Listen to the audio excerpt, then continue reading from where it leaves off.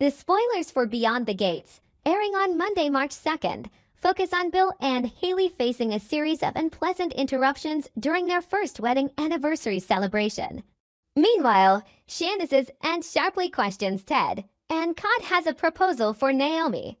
The key points to remember are these: Bill and Haley's first anniversary celebration is far from peaceful. Shandice's aunt questions Ted about his past. Cod presents Naomi with an unexpected offer. Their first anniversary was supposed to be one last lifeline for Bill and Haley's marriage, but even before the evening had truly begun, the atmosphere already carried a deep sense of unease. As if everything had merely been dressed in a glossy finish to hide cracks that had spread too far beneath the surface. The country club was still elegant, the lighting still soft, and the clinking of glasses still created that artificial rhythm of refinement. But to Bill, it all felt like a stage where he was forced to stand in exactly the right place and finish playing the role of the successful husband, the man who still had control over his life, even though inside he had already been decaying for a long time. What he could not admit, even to himself, was not simply regret over bad decisions, but the humiliation of realizing that he had once believed winning one marriage would be enough to erase the failure of all the relationships that came before. Bill had not married Haley for love alone. Part of him had chosen that marriage as a declaration, as a way to prove that he could still move forward, still build a new life on the ruins he himself had created. But the harder he tried to cling to that image, the more he realized that what he was trying to protect was no longer love, but a dying sense of pride. Haley entered that evening with the flawless appearance of a woman who knew exactly how she needed to present herself to make others jealous. She was still beautiful, still sharp, still knew how to place every gesture perfectly so she could become the center of every gaze. But behind that confident exterior was a smoldering tension that even she could not put out. Haley understood all too well that the most terrifying thing in a marriage was not conflict, but the moment the man beside you began to stay silent for too long. Bill's silence in recent months had forced her to see what she did not want to see. He was no longer fighting to win her. He was only straining himself so he would not have to admit that this choice had led him into a dead end. Haley had once believed the greatest victory of her life was stepping into that marriage, taking the place that had once belonged to another woman, and seeing the bitter looks from an entire community that had never believed she could sit among powerful women as an equal. But that victory gradually turned toxic when she realized the seat she had fought so hard to claim brought her no sense of safety. The more she possessed Bill in name, the more she felt she could not hold on to the deepest part of him. And that fear turned love, if it had ever truly existed, into a warped instinct of possession, leaving her no longer trying to be loved, but only trying not to be replaced. What seemed at first like a calm date quickly became a form of emotional torture as Bill was repeatedly dragged back into memories of last year's wedding day. The image of Donnie losing control, the shockwave of her rage, the chaos that transformed an elegant event into a public stain, none of it had ever truly left his mind. What hurt Bill most was not the scandal itself, but the truth that in the very moment Donnie ruined the wedding, part of him had not felt only anger. Another emotion had slipped in, something more intense and far harder to accept. As if Donnie's madness itself had been the final proof that something between them had once existed that was powerful enough to destroy an entire ceremony. That was what made Bill despise himself even more. He wanted to see the anniversary as a chance to repair what was broken. But in truth, he was trying to erase the reminder that his current marriage had been built on remains that had never truly been cleared away. Every dish served, every polite smile he was forced to keep on his face, felt like another layer covering the falsehood swelling beneath his skin. Donnie's appearance pushed everything to the point where no one could keep pretending to remain composed. She did not need to do anything dramatic, nor did she need to repeat the storm she caused the year before.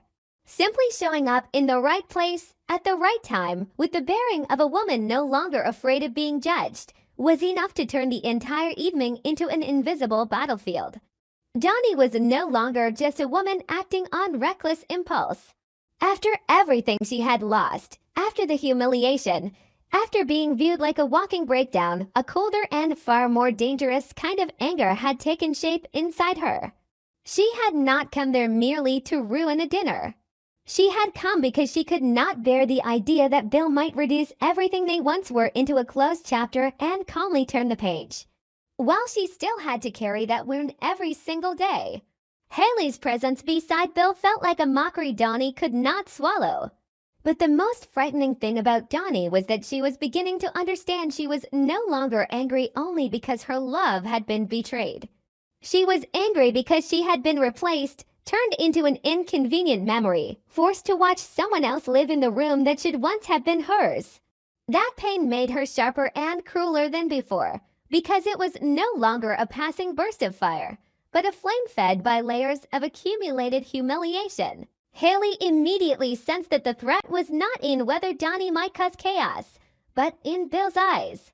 One brief pause, one moment of hesitation he failed to hide in time, was enough for her to understand that this anniversary no longer belonged to her. It had been stolen by the past she had always tried to defeat but had never fully conquered. Deep down, Haley was not just jealous of Donnie as one might envy a former lover. She was jealous of the history Bill had lived through with Donnie, that part of his memory that was chaotic but too real, too painful, too deep to be replaced by beautiful photographs and polished anniversary wishes. That fear made Haley become harder, sharper, as if the moment she weakened, everything she had fought to secure would begin to collapse.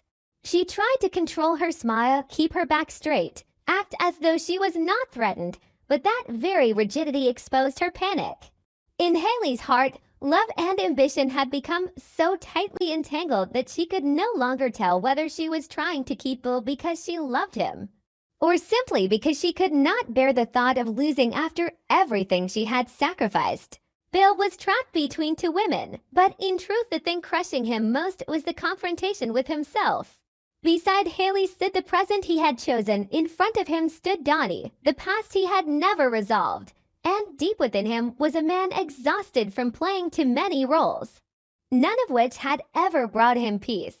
As the tension rose, Bill began to reveal reactions even he could not control, sudden irritability, long silences, evasive glances, and the feeling that any question about marriage was a knife driven straight into his weakest place. He did not want to admit that he regretted anyone, because the truth was even harder to face. He did not only regret Donnie, he also mourned the version of himself that had existed before every bad decision turned him into a man who constantly had to hide collapse behind money, status, and a calm exterior. That was why, the longer the anniversary evening dragged on, the crueler he became toward both women, not necessarily because he hated them, but because he resented the way both of them forced him to look at what he had done. Meanwhile, on another front that seemed quieter, but no less suffocating, Ted was stepping into a kind of interrogation that became harder to endure precisely because it remained polite. Shanice's aunt did not need to raise her voice or threaten him. She only needed to be alert enough, experienced enough, and perceptive enough to recognize that Ted carried shadows he could not fully hide behind his composed demeanor. Ted was used to handling people with calculated maturity. He knew how to say what others wanted to hear, how to build the image of a grown, reliable man, how to make his mistakes look like lapses worthy of forgiveness. But in front of a woman who had lived long enough to see through every form of evasion, his calmness began to crack from the inside. Each question struck exactly where it hurt, making Ted feel as though the past he had buried so deeply was being dug up layer by layer. The most frightening thing was not being questioned, but the sense that he no longer controlled the order in which the truth might emerge. One wrong detail, one slow response, one flicker in his eyes, and Shanice would begin piecing together everything she had once overlooked. Ted was not only afraid of being judged, he was afraid of losing the right to be seen as a man who had changed. For so long, he had clung to the belief that he could move beyond old scandals by simply living better in the present. But Shanice's aunt shattered that illusion. She made him understand that the past does not disappear simply because we grow tired of carrying it. It remains there, waiting for the right moment to bite into our weakest place. Hesitation began to show in the way Ted reacted, and that very hesitation created a no crack between him and Janice. She had wanted to believe in him, wanted to believe their feelings were strong enough to survive what he had once done, but when she saw Ted begin to lose his footing under those questions, she was forced to face the possibility that the man she had been defending might still be hiding far more than she had imagined. For Janice, the pain was not that Ted had once done wrong, but the possibility that she might once again become the last person to know the truth. She did not want to relive the feeling of being pushed to the margins in the very relationship she had fought so hard to preserve. The more she felt suspicion rising, the more she was torn between love and self-respect, between the desire to stand by Ted and the need to protect herself before it was too late. At the hospital, the atmosphere carried a different kind of tension, quieter but heavier, as though everyone spoke more softly so they would not shatter the fragile calm stretched over their fear. Ashley stayed by Anita's side not simply as a nurse or a temporary close companion. She was there like someone trying to hold up a symbol that was slowly losing strength. Anita had long been used to being the anchor, used to appearing as the woman who did not collapse, did not show weakness, did not allow illness to strip away her dignity. But chemotherapy had worn away more than she wanted others to see. Each treatment did not merely drain strength from her body, it also stripped away pieces of the invincible image her family had relied on for years. What hurt Anita was not only physical pain. It was the feeling of losing control over her own body, the quiet anger of having to depend on others. The private humiliation of a woman who had once stood tall against every storm now being forced to admit that she might no longer be strong enough to keep protecting everyone else. Ashley felt that deeply, and that is why her devotion did not come only from compassion. The closer she stayed to Anita, the more she saw reflected there her own deepest fear, the fear that one day she too might have to helplessly watch someone she cherishes slowly slip beyond her reach. The fear of witnessing a strong person erode piece by piece while being powerless to do anything except remain beside them. Beneath her professional composure, Ashley carried a pressure so intense it was nearly suffocating. She knew too many other people's secrets, knew too many tensions quietly smoldering within this family, and the more secrets a person carries, the less possible it becomes to keep one's heart light.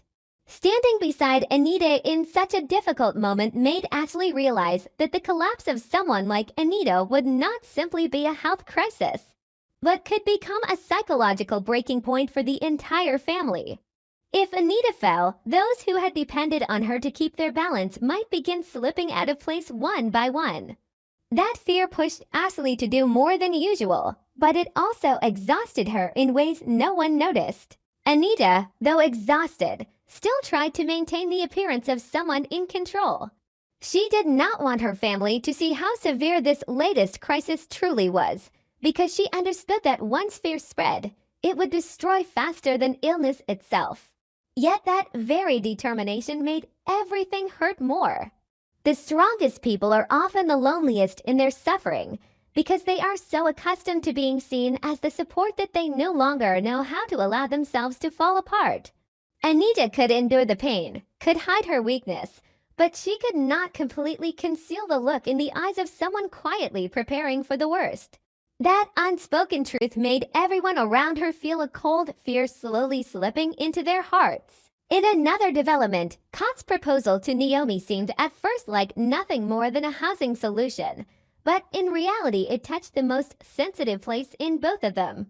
After upsetting Chelsea and announcing that she was moving out of Donnie's guest house, Cott was not simply in need of a new roof over her head.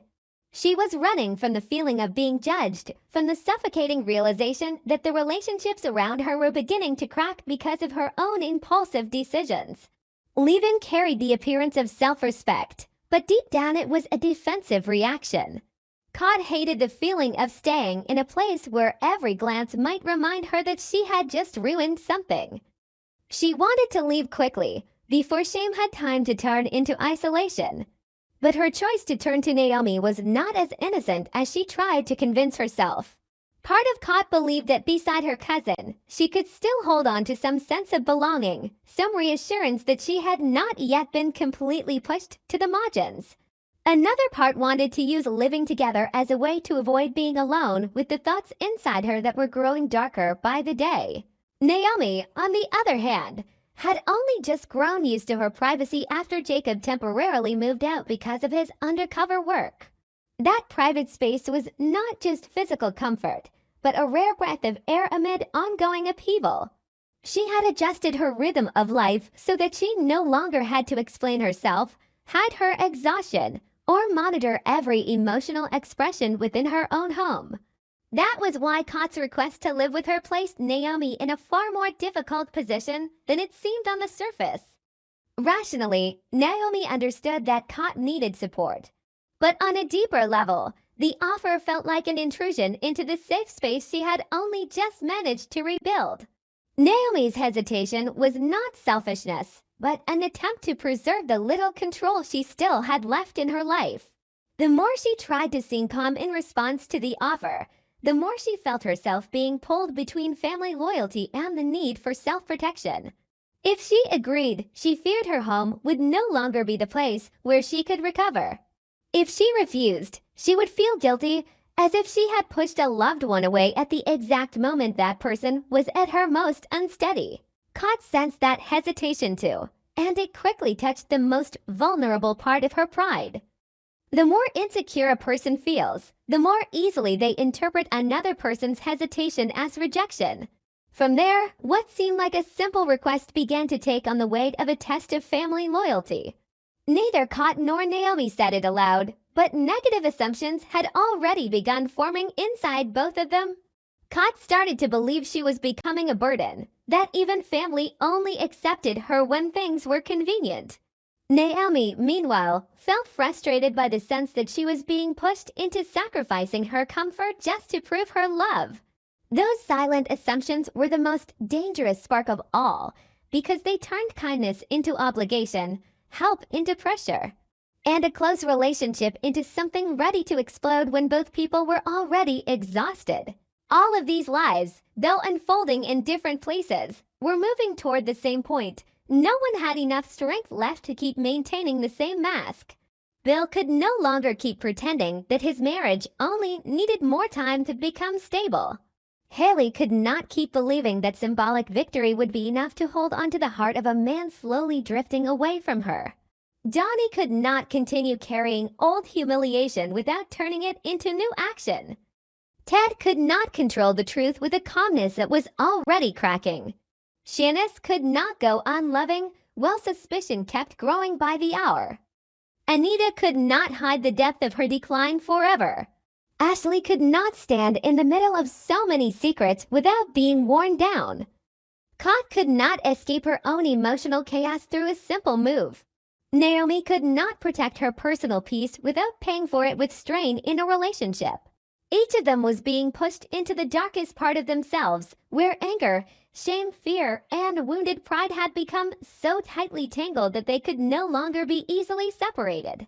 And that is why the most frightening thing is not a single secret waiting to explode, but the fact that all of those cracks are widening at the same time. An anniversary dinner can become the beginning of a public collapse. An interrogation can trigger a chain of suspicions that can never be repaired. A health crisis can shake the pillar of an entire family. A proposal that seems kind can ignite a sense of betrayal between people who should have been close enough to understand one another. When people are pushed into a corner, they rarely choose what is most graceful. They choose whatever eases the pain in that moment, even if the price is wounding someone else more deeply. And at Fairmont Crest, where pride always stands beside ambition and emotions are constantly tested by power, the choices made in moments of greatest weakness are often the very ones that destroy the most. That is what makes everything so dangerous. No one here is completely innocent, and no one is still whole enough to walk away before causing yet another wound.